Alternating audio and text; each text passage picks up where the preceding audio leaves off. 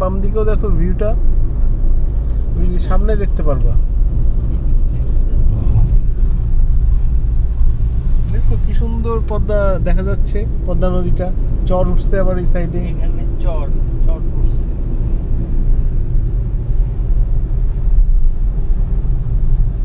এই দেখো এখন সামনে দেখো পদ্মা ব্রিজটা।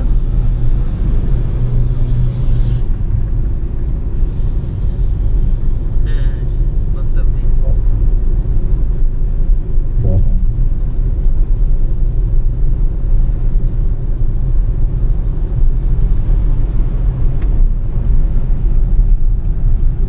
বাম দিকে দেখো চরগুলি দেখছো, আর এখানে এই হাঁটার যা সুন্দর জায়গা বানাইছে দেখো, ওয়াকওয়েগুলি, নদীর চারদিকে যে বেড়গুলি দিচ্ছে খুব সুন্দর করছে। তো আজকে একটু কুয়াশা আছে, তাহলে আরো ক্লিয়ার দেখা যাচ্ছে। ছোট ছোট যে টলার গুলা দেখা যাচ্ছে আর ওগুলো আরো স্পষ্ট দেখা যাচ্ছে। তারপরেও খারাপ না, বোঝা যাচ্ছে।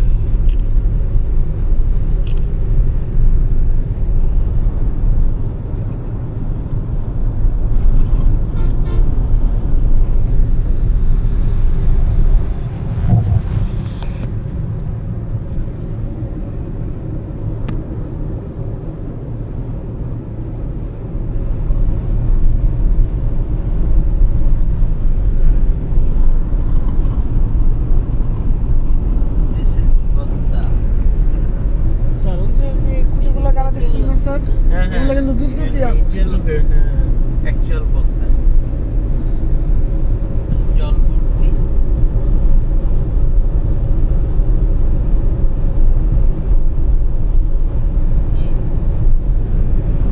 পানির যে সুন্দর কালার হয়েছে স্যার, মনে হবে কি সমুদ্র পানির মতো এখন কালার। হ্যাঁ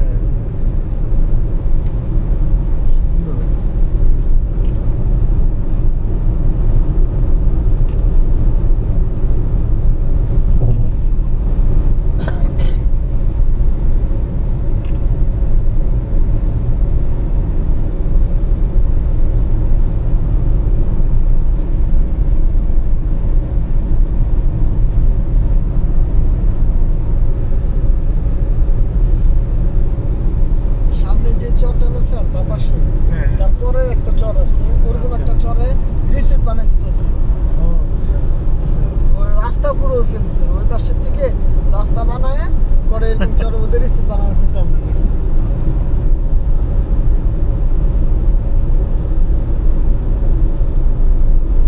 মানে এরকম জায়গায় যদি স্যার একটা রিসিট বানায় তো অনেক সবারই কিন্তু ভালো লাগবে। হুম।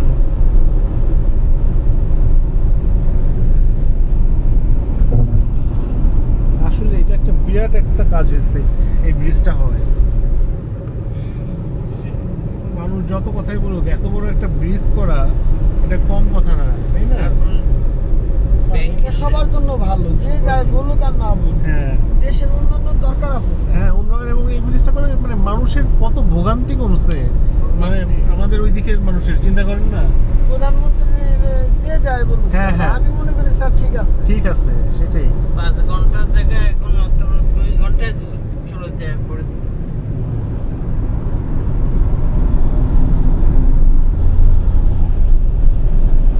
পূর্বাস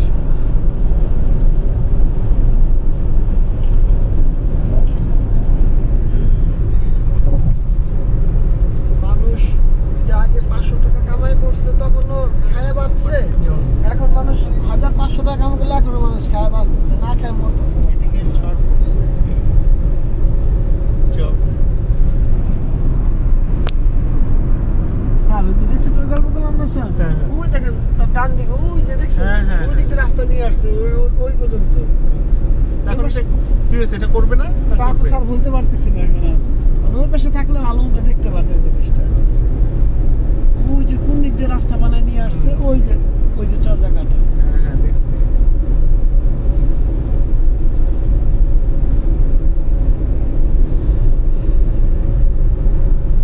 আর এইটা ওইভাবে প্ল্যান করা, ওইভাবে নিয়ে আসছে, এইটা ওইভাবে বানানো। এই জায়গা তো এখন ভালো টুরিস্ট স্পট, আরো ডেভেলপ করবে, অনেক ডেভেলপ করবে। আগে তো আসতো মাওয়া ঘাটে ইলিশ মাছ ভাজা খাইতে, হ্যাঁ, আর রিসিপ্ট বানাইলে তখন তো এটা অন্যরকম হয়ে যাবে আমার। এখানে মানুষ হলিডে করতে চলে আসবে। এই পাশে তো অনেক বড় বড় রেস্টুরেন্ট বানাই ফেলছে, ও পারে রেস্টুরেন্ট লাগছে দেখছি।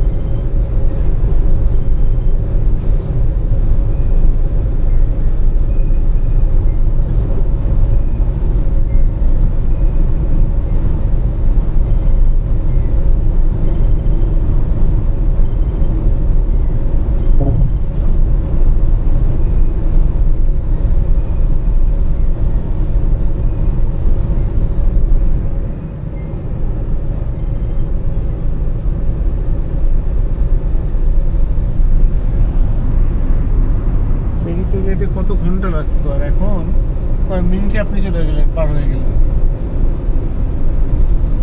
ওয়েট করার থেকে শুরু করে ফেরি পার হওয়া বা এই করার থেকে ঘন্টার উপরে লেগে যেত। ওই ফেরি পার করে একেবারে এমন একটা বোরিং ছিল।